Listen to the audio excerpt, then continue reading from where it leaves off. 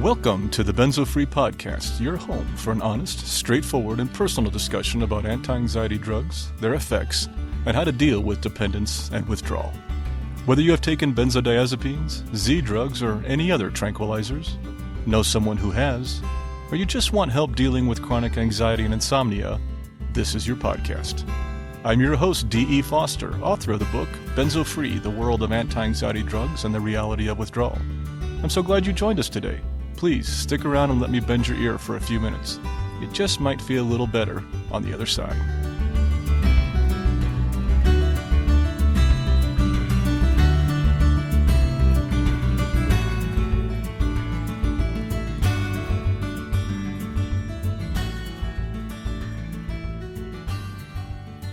Hello there, this is Dee, and welcome to episode 12 of the Benzo Free Podcast. This week is a special week. We are celebrating Caregiver Week at Benzo Free, in case you haven't heard already. All week long, on the blog, on the Facebook page, the website, especially on the podcast, we are celebrating caregivers who do so much for us every day.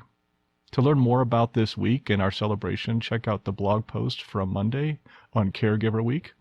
You can view it on our Facebook page or on the blog itself on the website.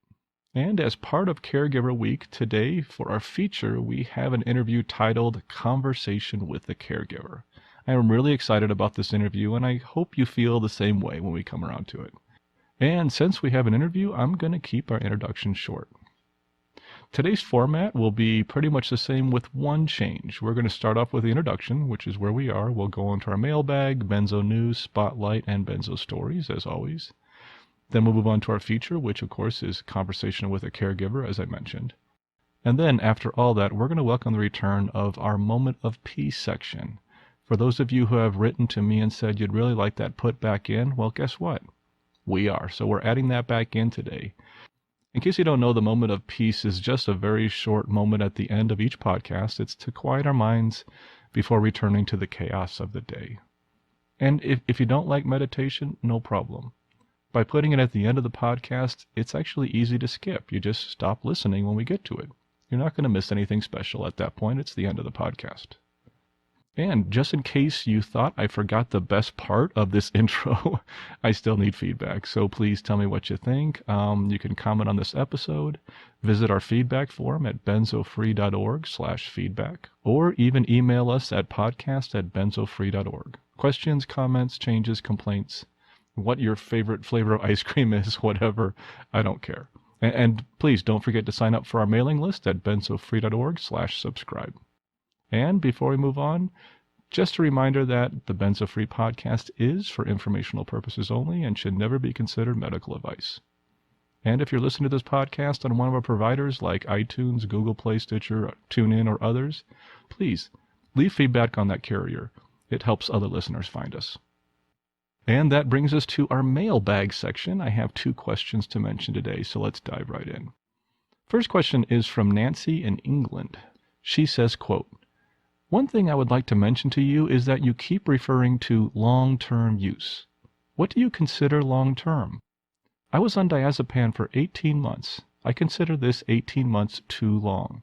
I feel as if you don't validate the short-term user also going through awful withdrawal symptoms and also having a bad time. This poison can have a bad effect on anyone, long-term user or short-term." End quote. One thing that is difficult to know when you host a podcast is how what you say is received. I don't know, was I clear enough? Did I offend anyone? Did I get my point across?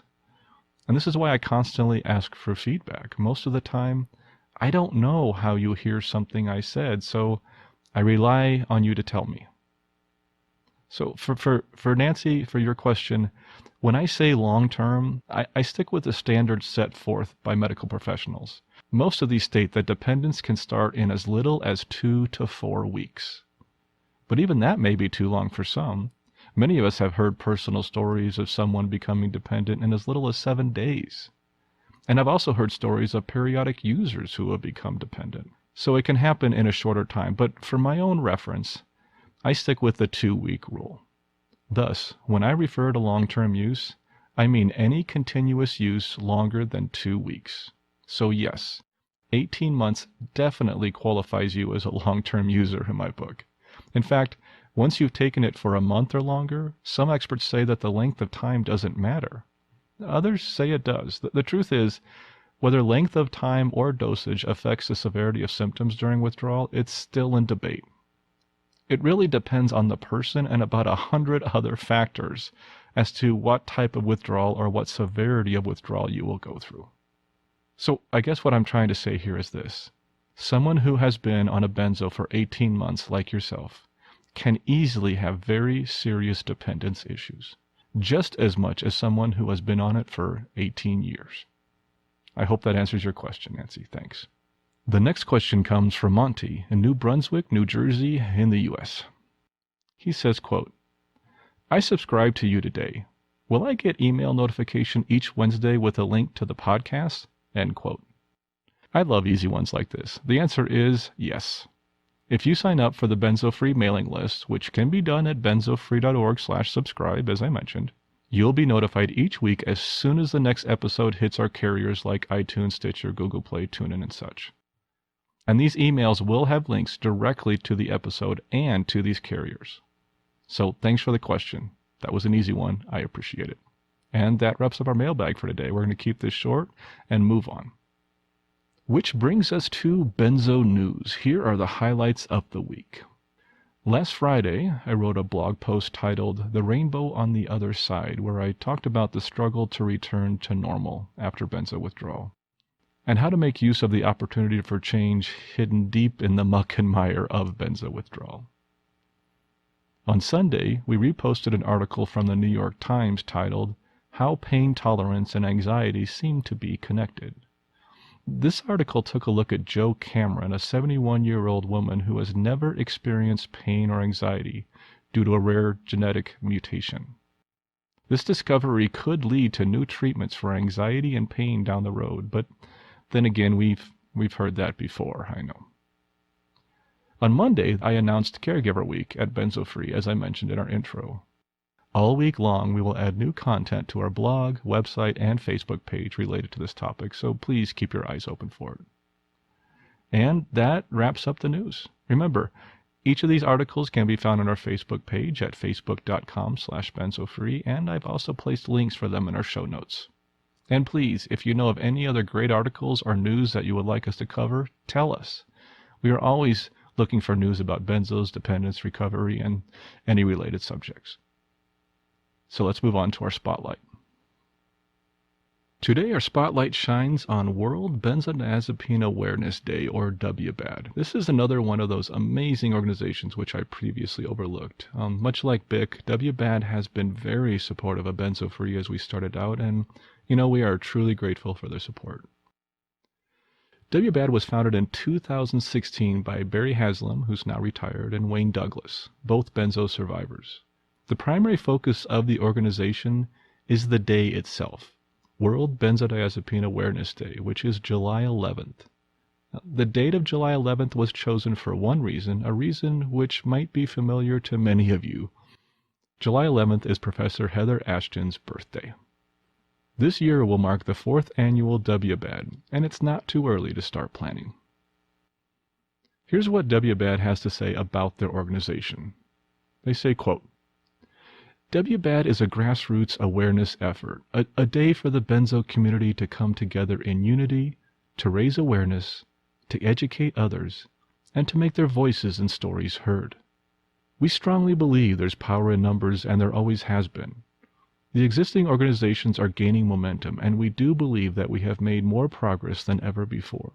So, we must remain steadfast in our unity and in our individual efforts, and in supporting the existing organizations. End quote.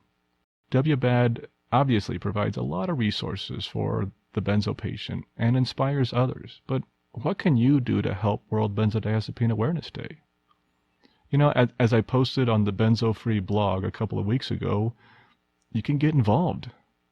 This year's WBAD will be here sooner than you think. You can make a video for YouTube or social media. Tell your story on a blog post on WBAD, BIC, Mad in America, Benzo Free, local radio, etc. Or even plan your own event for July 11th. Learn how to do all these things on the WBAD website. At Benzo Free, I just have to say we are really pleased to be working with this organization and support their efforts around the world. Thanks, WBAD, for all you do. You can learn more about World Benzodiazepine Awareness Day on their website at w-bad.org. So, that's it for our Spotlight section. Let's move on to our Benzo stories. Today we have a story from the opposite side of the globe from my studio where I'm recording this right now. Well, I guess not quite exactly opposite. The complete opposite would actually land me swimming with the fishes somewhere in the middle of the Indian Ocean between Madagascar and Australia. But northeast from there, several thousand miles or so, south of Singapore, west of Papua New Guinea, are the Lesser Sunda Islands, where you will find the island of Java and the capital of Indonesia, Jakarta. And this is where we'll meet Hendy. Now, I have never been to Indonesia, but I am more than a bit curious.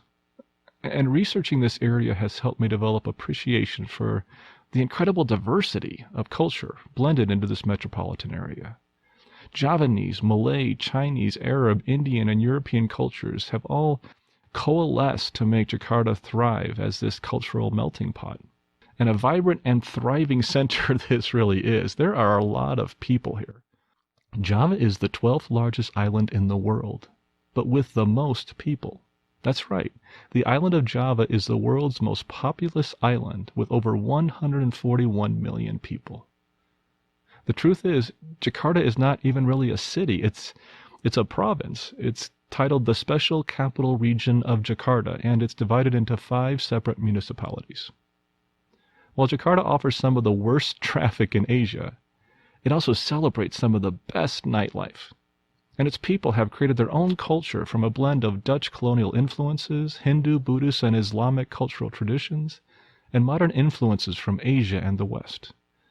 It's a fascinating area of which I am eager to learn more.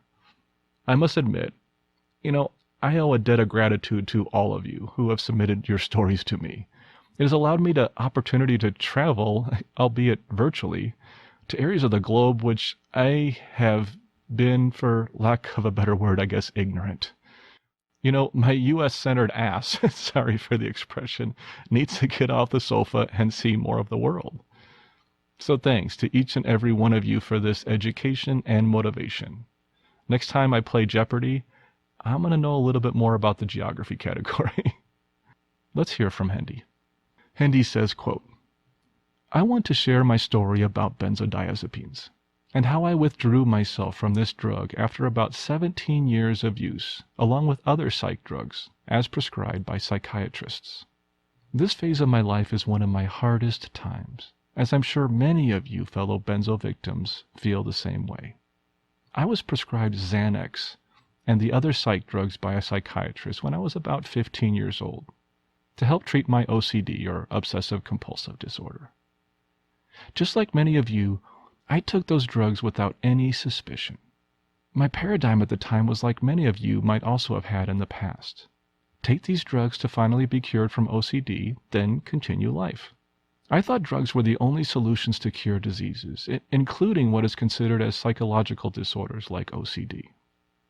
Like I said, I took the benzo and those other psych drugs like antidepressants and antipsychotics for about 17 years.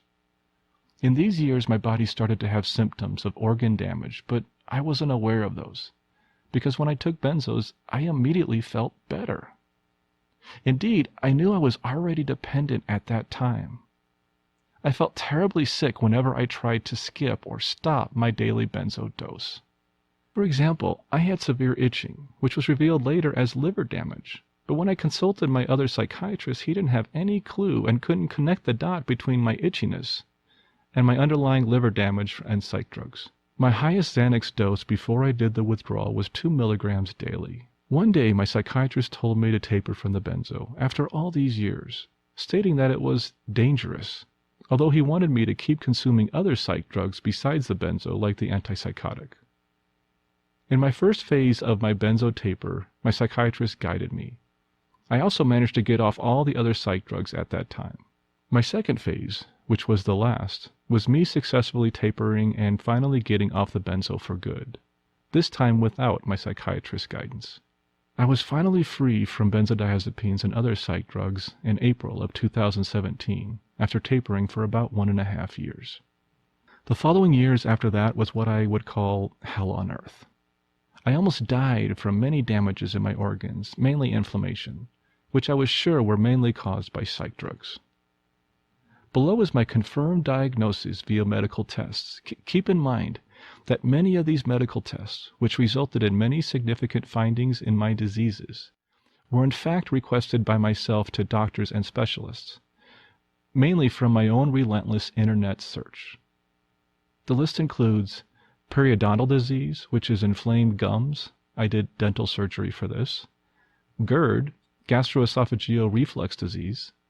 Colitis, gastritis, appendicitis. I did surgery for this. NASH, which is non-alcoholic steatohepatitis, and this basically means inflamed fatty liver, which is an advanced form of a fatty liver, although my hepatologist said my NASH was still in its early stage, as well as many other undiagnosed symptoms which I had to research and help myself, such as histamine intolerance.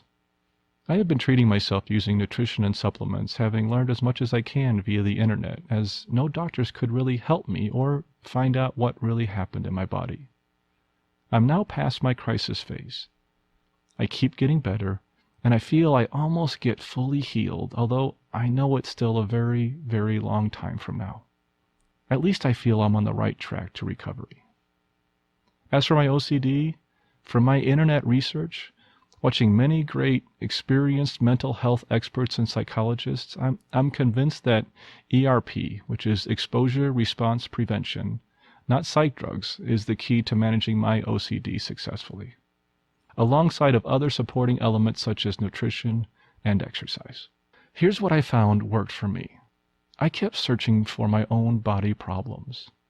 Don't get discouraged if doctors are laughing at you or don't believe you, or telling your problem is only in your head, or wanting to give you another psych drug since they tend to believe you as a hypochondriac due to your wanting to stop the psych drugs. Believe me, I experienced all these things myself, which was really frustrating.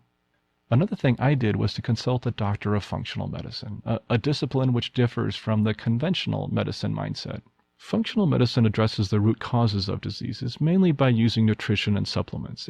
It knows how the body organs are interconnected and how nutrients affect them. It's all about holistic approach to truly healing the body. I personally believe that anyone who has ever touched benzodiazepines or other psych drugs should cleanse their liver, the most important organ in the body, which can give you many symptoms if damaged.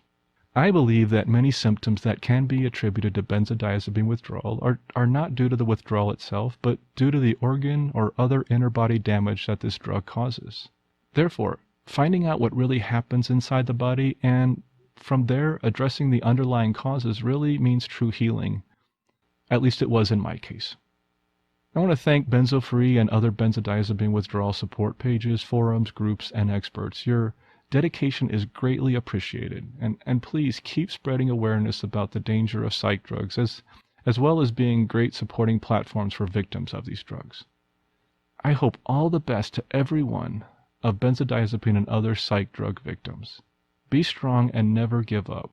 Correct knowledge is the key. Best regards, Hendy. End quote. Thank you so much, Hendy. I really appreciate your story. It's so nice to get stories from all over the world, from different places, and see the commonalities, but also see the differences. And I know you found some solutions that worked for you, and I'm really happy for you. Thanks again for sharing with us. I really appreciate it, and please keep in touch.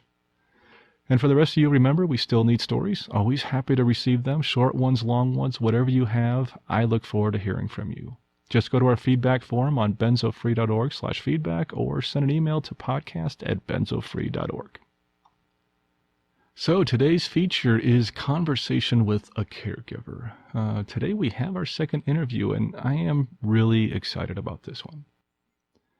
As part of Caregiver Week at Benzo Free, I really couldn't resist the temptation to do an interview on this subject because, to be honest, I think quite highly of our next guest. Here's what happened. Let me back up just a bit.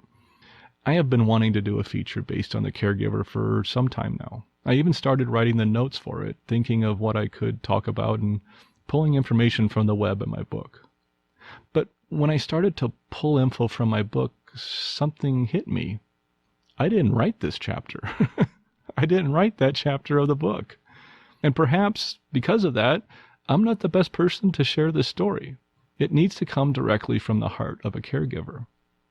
So when I thought about who I could interview based on qualifications and experience, I'll be honest, only one name really came to mind, and that is my wife, Shana. Now, before you roll your eyes, I know what some of you may be thinking. How convenient, how easy, how simple. Just, go to your wife and have her do the interview. And, you're right. It is very convenient. In fact, her commute to this interview was simply walking down the steps to our basement. And yes, I have to admit another factor was the audio quality. By having her in-house and in the studio here on a separate microphone, the audio quality is going to be far superior than it is with some of the phone conversations I've had. And yes, I am a bit biased, but let's face it, I think she's kind of spectacular. But those aren't the only reasons I chose her, and they're not the primary ones. The truth is, in my mind, there's nobody else that I know of that's more qualified for this interview right now. Her qualifications, well, number one, above all else, she lived it. For almost 17 of her 23 years of marriage, Shana has lived with a spouse who was dealing with benzos. She lived through 17 years of dependence, tolerance, taper, acute and protracted withdrawal. Most of those days, it was just the two of us. She lived with this 24/7 while working a full-time job from the home. The second reason is she is an amazing writer. That's her full-time job. In fact, she is the one who wrote that chapter in my book for the caregiver. And she has also been my chief editor, both when I was a screenwriter and when I'm an author. But most important, more than all the other reasons put together, was this one key reason.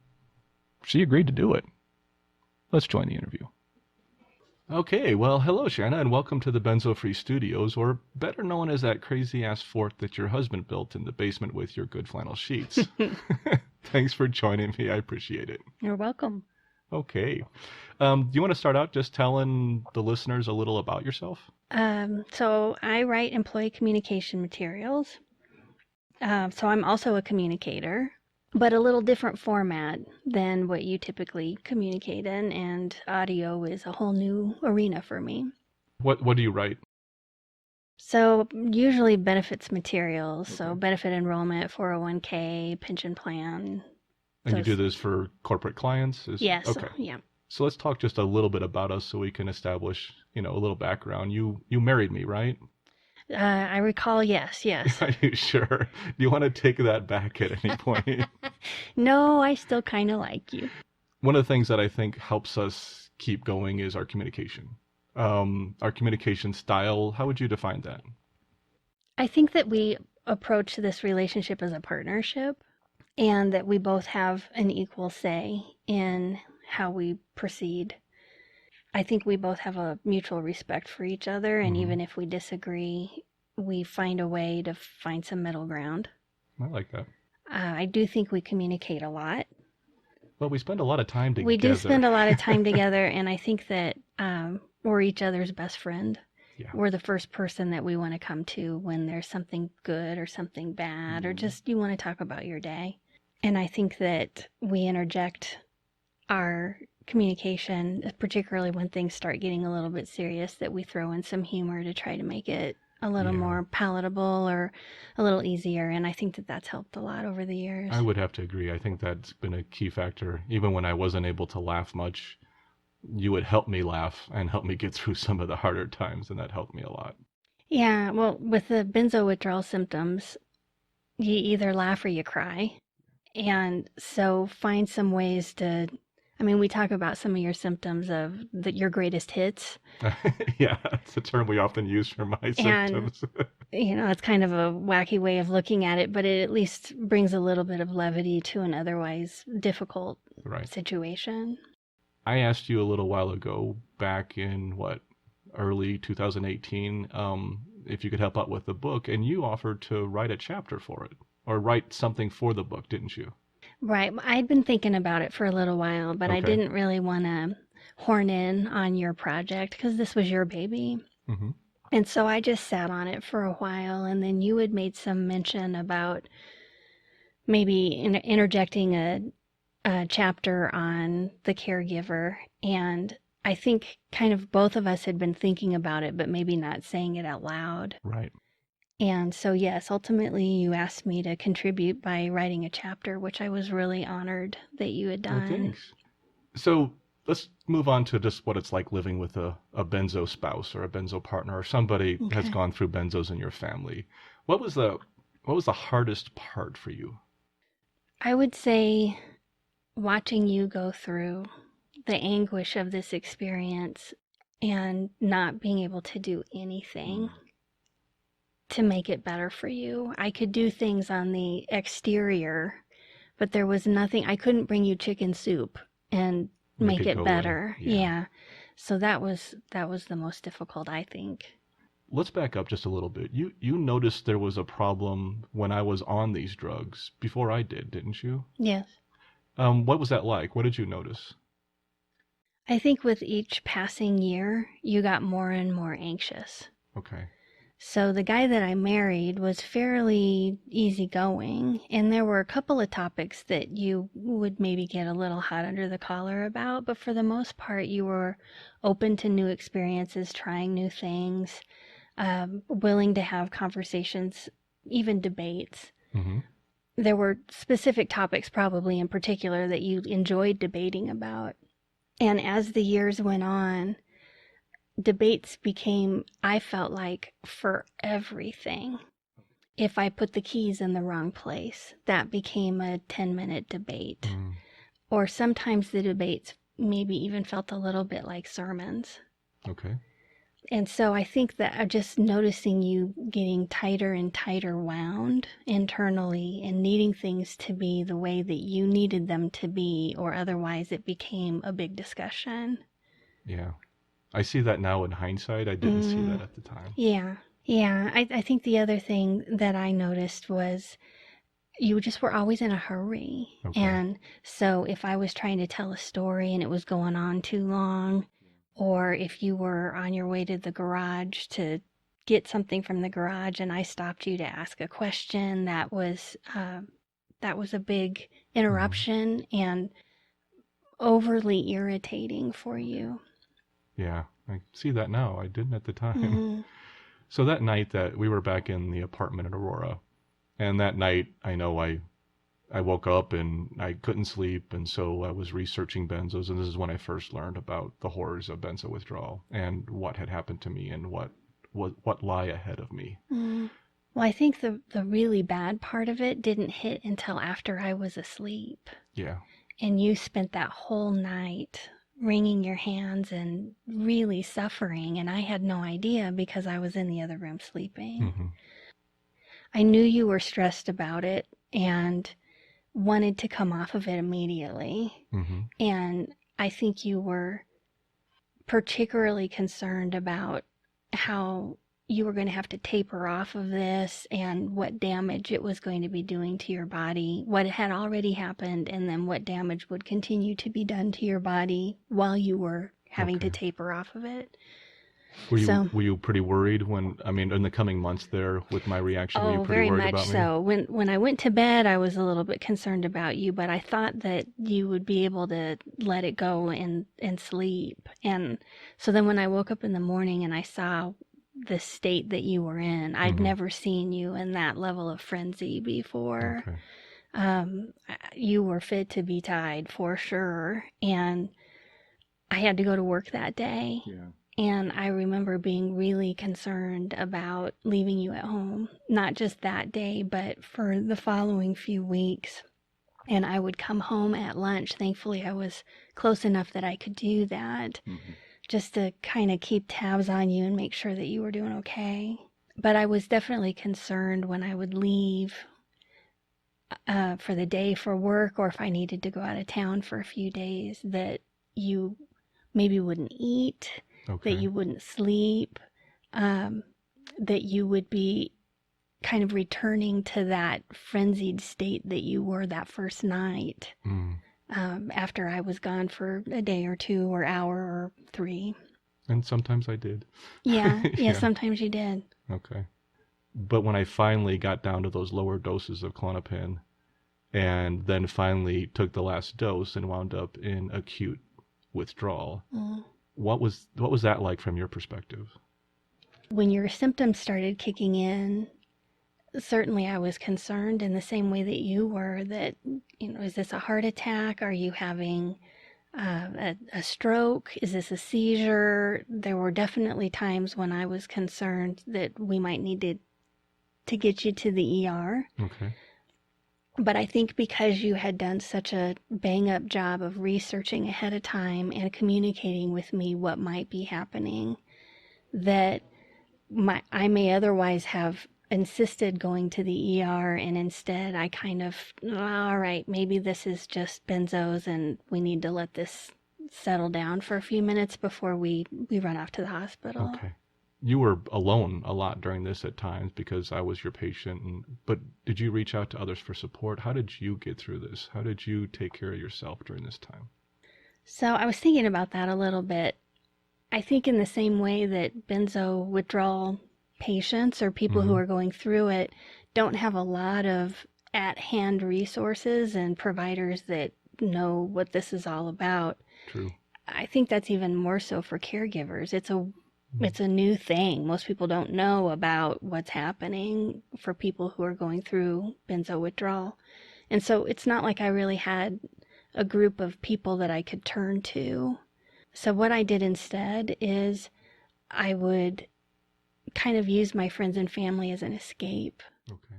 And there were times when I might mention, yeah, Darren's having a tough day, or he's going through a wave and things are a little bit tough right now. But I wouldn't really confide in them because they didn't really understand. Yeah. It's so easy for us, being the patient, to just be focused on our problem. And that was the thing that I kept questioning myself on. It's like, wait a minute, am I taking care of Shana too? Because I'm not focused on her right now. I'm just focused on me. And I did feel like at times I was ignoring you. At times I wasn't there for you, many times, because I was so focused on my symptoms, so focused on the anguish and the pain and the worry and the anxiety and the irritability, and just trying to make those go away so I could be a better husband. But I just don't feel I was doing a good job at that. I think you were doing the best that you could. Okay. I think your symptoms, when your heart is palpating and you think you might be having a heart attack, or your arm is shaking and it's difficult to do anything, it's hard to think about anything else besides that. And so I never criticized you or felt critical of you because of that. You were fighting your own demons that were a lot bigger than the ones that I was dealing with. There are times, yes, where it felt a little bit lonely. And so I would try to schedule things for myself, where maybe I would get out of the house for a little while for a walk, or I would maybe plan lunch with a friend or pop by somebody's house for a few minutes just to kind of get something else to think about and have a little bit of me time. In the book, you actually listed out lessons for the caregiver. I'd like to move into that and just kind of go through those real quick, if you don't mind sharing those with the listeners. Okay. The first one you mentioned is believe the symptoms are real. Was this hard for you? What do you mean by believing the symptoms are real? Oh, I think with a lot of conditions that are invisible, it's easy to start questioning whether the person really is experiencing. Yeah. I think back pain, fibromyalgia, people who suffer from those deal with the same thing. It's not like you have a cast on your leg and it's easy to see that something's wrong. Sure. I don't know that I ever personally questioned your symptoms, because some of them were obvious and some of them I could just, your personality was changing enough. I could tell that something was happening. Okay. But there were times, to be honest, where I wondered if maybe you used your symptoms to get out of doing something that you didn't want to do. Sure. I get that. Or you exaggerated how you were feeling in order to keep from having to do something. I understand that. On the second point you mentioned, which is create a calm environment, how did you do this for our household? How did you create a calm environment? What things did you do? Well, I straightened up the areas so that it would be decluttered, tried to keep things clean. I think that just keeping the chaos down. So if people were stopping by, maybe me offering to go to their house instead of them coming to our house if I knew it wasn't a good time for you. Right. Just trying to manage what was happening within the four walls of our house and keep that as consistent as I could. You also mentioned in that section not to create it too comfy. Right. What did you mean by that? Well, I think one of the tendencies with benzo withdrawal is to withdraw from society. Mm-hmm. And it's easy to want to curl up in a ball and stay in bed all day and not talk to anybody. And I get that. But I think that it's important to keep that social connection, to keep the connection to the outside world. Okay. And so even though I tried to create a haven at home, I was at the same time trying to encourage you every day to figure out some way to get out of the house. And even if that was only going out on the patio or walking to the end of the street or maybe going to the grocery store, just some reason to get out of the house so that it didn't become your one and only place. Yeah. Yeah, that did help. And it was hard because there were many times when I just did not want to leave the home. Mm-hmm. Sometimes I didn't want to leave the bedroom, let Right. alone. So I get that. Number 4 you mentioned is carefully time bringing up topics which trigger anxiety. This is one I know that still goes on today. In fact, we had an issue with this yesterday. Yeah. In fact, I keep telling you that I don't want you to have to be careful of what you say to me. And at the same time, I have to tell you to be careful what you say to me. Because I don't want you to have to always censor sharing news that might irritate me or something about the neighborhood that might irritate me or something that might overwhelm me. You know, too much to do, too many things on our plate. But this must be really hard for you because you're always having to censor yourself, aren't you? Sometimes. Yeah. Sometimes. And I think the fact that I work from home, I don't have a lot of daily interaction with other people. And so you're my main interacting person. And so if something big happens, I want to talk about it. And sometimes I can't. Okay. If there are big news events, I first need to stop and think to myself, is this really that important? Okay. And there's a lot of crazy news going on right now that isn't really all that important in the big scheme of things.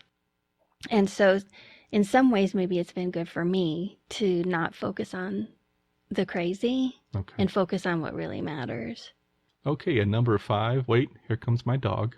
Bear's coming over to say hi to us as we're recording this. Hey, Bear, how you doing?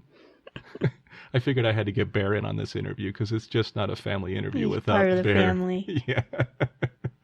He's down in the basement with us, and he kind of likes to be around us whenever he can. So I know I'm a different person now. We touched on this just briefly earlier, but how am I different? What's changed in my personality? Well, I think I've already covered how you were different while you were on the drugs. Yes, you have. And so now that you've tapered from them and have worked so hard on meditation and mindfulness, staying away from news and other things that trigger you, I think you're a lot calmer, at least from the outside perspective. You appear to be a lot calmer. I think from before benzos to now, I would say that you're a little more open to other experiences, other people's perspectives. Okay. I think you're a little more open to spirituality and faith than you were before. And I think as a caregiver, you asked what were some of my outlets. And for me, I would look for some interaction with friends and family as a distraction, but prayer. Okay. And I think having hope. Benzo withdrawal typically has an end point. For a lot of people, it gets better. For most people, it gets better. And so having that hope that this is a tough time now, but tomorrow's going to be a better day. Mm-hmm. I would have to agree. You mentioned let your friends and family know what's happening. I think when we first started this, I was very isolated and just kind of didn't want anybody to know. But slowly we let our family know and we let our friends know. Mm-hmm. You mentioned that this is important to do. Why is that? I think not only is it important to do up front, but it's important to do repeatedly. I don't know if you've ever had a friend or a family member who stubbed their toe or hurt their shoulder, and they told you about it, and then 2 hours later you went up and slapped them on the shoulder or asked them if they wanted to go for a jog, and it completely slips your mind that, oh, that's right, you're hurting. And with benzo withdrawal, I think it's even more so because the symptoms are mainly invisible. Mm-hmm. And because it's not a well understood condition and not well known, I think even more so it's easy to forget. So just because you're struggling with this 2 weeks ago doesn't necessarily mean you're not still struggling with it when I see you again. Okay. And it's nowhere in your mind that these symptoms are there. And so I think it's good to communicate to friends and family, number one, so that they can be appreciative of your situation. Or maybe I should say they can appreciate your situation. But also that they can be understanding. So if you have plans to go on a picnic with your friends and at the last minute you need to back out, they're going to be a lot more understanding, particularly the third or fourth time this happens, when they understand that there's an ongoing condition here. This wasn't just an isolated incident. Yeah, I think that's what most of us as patients struggle with, is just part of it's disbelief, part of it's just not knowing. Most people just don't know really what this is like. We didn't know what this is like when we started going through it. And trying to find a way to relay that to somebody else is one of our biggest struggles, trying to help other people. It's so difficult for us to be able to express the degree of struggle and disability and pain and, overwhelming life changes that this causes. People just don't understand it. You look normal. Yeah, exactly. And that's, I think, part of our problem is you can't see what's wrong. It's this invisible illness, and it's driving us nuts, but other people just have trouble understanding that. And one of the things I really appreciated that you did is somewhere about halfway through the withdrawal, I asked you to read the Ashton manual, and you read it cover to cover. Did that help open your eyes to a little bit of what I was going through? Oh, absolutely. Absolutely. It's, I think, one thing to hear from you, your greatest hits of symptoms. Yeah. It's another thing to see the laundry list that is listed in the Ashton manual, and to have an appreciation.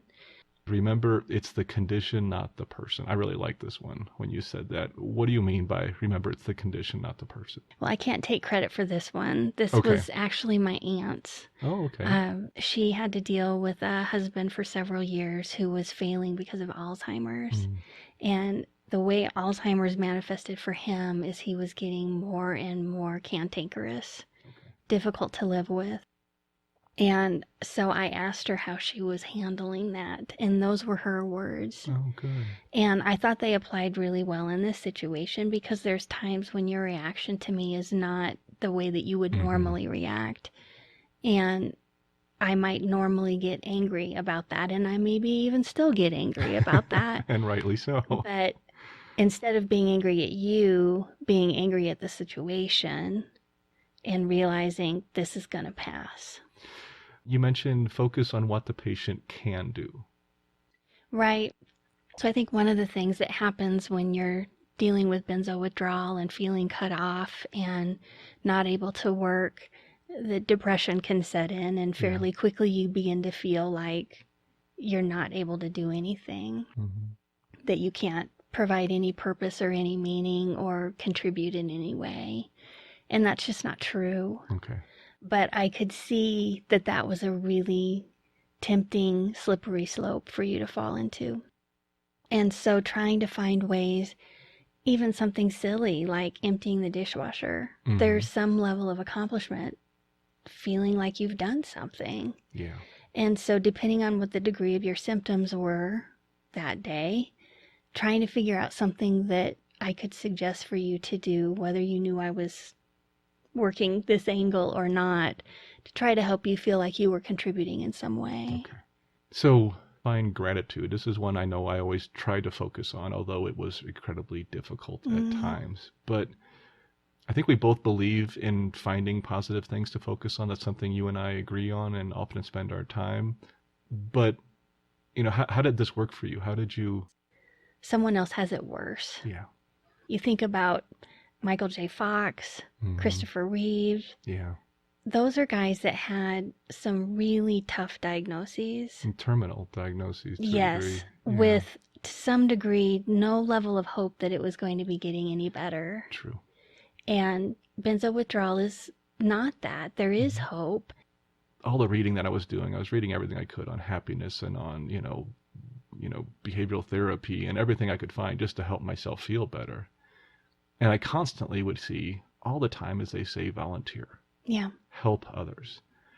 But I was so wrapped up in myself, I just couldn't think, and how could that possibly make me feel better? I'm barely being able to manage my own symptoms. And then, the times I would get on the discussion boards and actually answer some people. Yeah. You noticed that. Those were some of my best days. Yeah. I got out of my own way. I stopped focusing just on me, and I started working with other people. And now, since I've launched this podcast, how's my mood been? So much better. Yeah. That's amazing to be able to do that. And every one of us can do that. They can get on the discussion board and help others. They can become active. They can, join one of these organizations, help out one of those organizations. There's so much, or just help, your local food shelter or senior citizen place, or helping, a child learn to read. There's so many things people can do, even if it's just an hour each week. At least for me, I've really realized how important that is, and that they're not wrong when people say that to us, even though I feel like I can't focus on anything else but myself, but I'm wrong. Well, and I think it can feel overwhelming volunteering for a soup kitchen. If you're wanting to stay in your bedroom in the fetal position, then getting dressed, getting in your car, driving to a soup kitchen in an area of town that maybe isn't your most comfortable place to be. Sure. And then interacting with people. The whole thing could be very, very overwhelming. It is overwhelming. I agree. You can do small things, like you said, helping people on the boards, or maybe your next door neighbor is a single parent and could use an hour to go do whatever they need to do without having the kids in tow. Or maybe there's an elderly person across the street that is lonely and just would like to have someone to talk to for a little while. One thing I wanted to say, too, is a shout out to your listeners, because they've really helped with the shot in the arm that this podcast has provided. The feedback that your listeners have given has really been meaningful. And I think it reinforces for you that you are making a difference and that people appreciate it. So thank you to the listeners who've contributed some comments. Thanks. Let's hit the last one here, and it is take care of yourself. And this is probably my favorite of all of them, because it's the old axiom: if you don't take care of yourself, you can't take care of anybody else. Right. What did you do to take care of yourself? How important did you find this to be for you? Well, I'm no good if I'm in a grumpy, stressed out, anxious state, and I'm trying to help you when you're in a grumpy, anxious, stressed out state. I know. We tried that a couple times. That didn't end well. Yeah. So I take walks. I look for activities that bring joy and meaning for me. And if you can participate, great. And if not, I do them anyway. I find ways to kind of escape on my own and go listen to the birds chirping in the trees outside, or whatever it is that I need to do in order to rejuvenate me. Then I can come back and be a better caregiver and partner for you. Thanks. So then I want to close out with just some for fun questions. So is it okay if I ask you some of these questions and, just to lighten the mood a little bit? Sure. And I'll do the same for you. You want me to answer them too? Yes. Okay. We'll see how this goes. All right. What's your favorite city? I mean, of the ones we've been to. We haven't been to all of them I by think far. Chicago, that was a lot of fun. I have to agree with you. Of course, I grew up outside there, but our trip back to Chicago was one of our favorites, and I've always loved that city. Yeah, maybe San Diego as well. San It Diego really was a lot surprised of me fun. how beautiful and calm it is there. I would go back there again in a Yeah. heartbeat. Hidden talent. What hidden talent do you have which most people don't know? I make puppets. Yes, you do. That's a good one. When did you make puppets, and how did you get into Yeah, that? it's been a while. I started when I was in junior high Okay. and would put on different plays, and I just fell in love with Jim Henson and his production, Yeah. and so. I think, well, for me, the drumming is probably not that unknown. I can actually flick my shoe from my toe up over my back and catch it on my back. Hey. So I'm going to go with that one. We're going to put you on America's Got Talent. Yeah. I don't know why, but I can do that for some reason. I got to ask you this one. Puppies or otters? Yes. 2 of each, please. 2 of each, okay. But I just want to say thank you. You taking the time to talk to me here and be part of this really meant a lot to me. And I'm really grateful. And for all you did for me over the past, 17 years that I've been dealing with Benzos. I finally added it together. Oh, it's my ridiculous. goodness. Yeah, but thank you.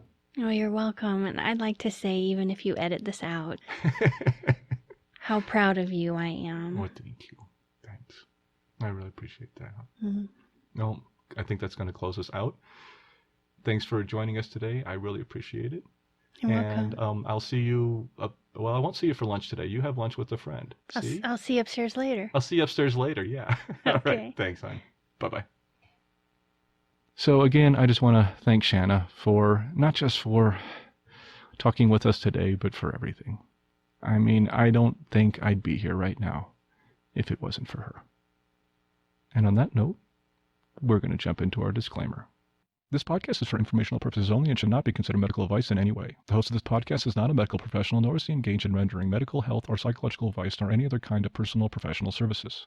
The views and opinions expressed by our listeners and interview guests on this podcast, whether read from textual submissions or presented in their own voice, do not necessarily reflect those of the Benzo Free Podcast or of its host. Withdrawal, tapering, or any other change in dosage of benzodiazepines, nonbenzodiazepines, or any other prescription drug should only be done under the direct supervision of a licensed physician. Our full disclaimer can be viewed on our website at benzofree.org/disclaimer. And that wraps up our disclaimer, and we can now ease into our moment of peace. Yes, back by popular demand, we have our moment of peace again. This is just 1 minute. Once we get done with our introduction, it's just 1 minute to quiet your mind a bit. Before you return to the chaos of the real world. The way this works is that I will give a brief introduction, perhaps a suggestion of something to focus on. Then I will play a soft bell, which will indicate the start of the 1 minute. This will be followed by another soft bell, which will indicate the end of 1 minute. And that will be the end of our episode. I'll say just a few short words, and we'll close things out. Please, feel free to continue to meditate if you choose. If not, continue on with your day. And I do want to remind you to only do this exercise if you are in a safe place. If you are driving or operating heavy machinery, or any place which is not safe to close your eyes and meditate, then please skip this closing or wait until you are in a safer location. As for our point of focus, today we're going to return to our healing body meditation from episode 5, which is the last episode we did this. Our mantra today is, my body is healing. Because that's all benzo withdrawal really is. The drugs are gone, or at least being diminished if you're tapering. All that's left for your body to do is heal. And the best thing that your mind can do is let it heal. So let's get started. Close your eyes and relax. Take a deep breath in. Hold it for a second and let it out slowly. Let's do that again. Take a deep breath in. Hold it for a second And as you let it out, let out all the stress of the day. Just let it pour out of you. Let's do that one more time, but with our mantra. Take a deep breath in as you say, my body. Pause for a second, then let the breath out slowly as you say, is he. Again, in, my body. Out is healing.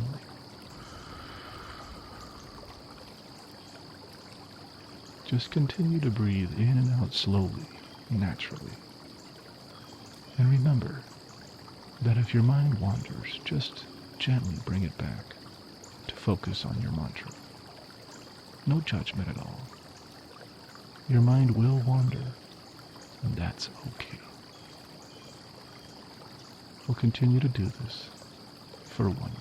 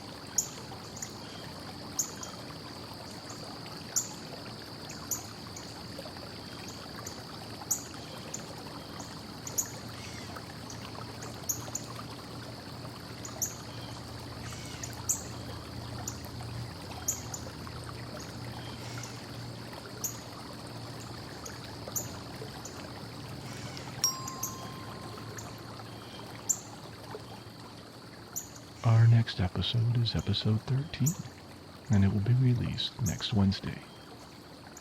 Thank you again for joining me today, and please, let me know how we did. Keep calm, taper slowly, and take care of yourself. I'll see you next time.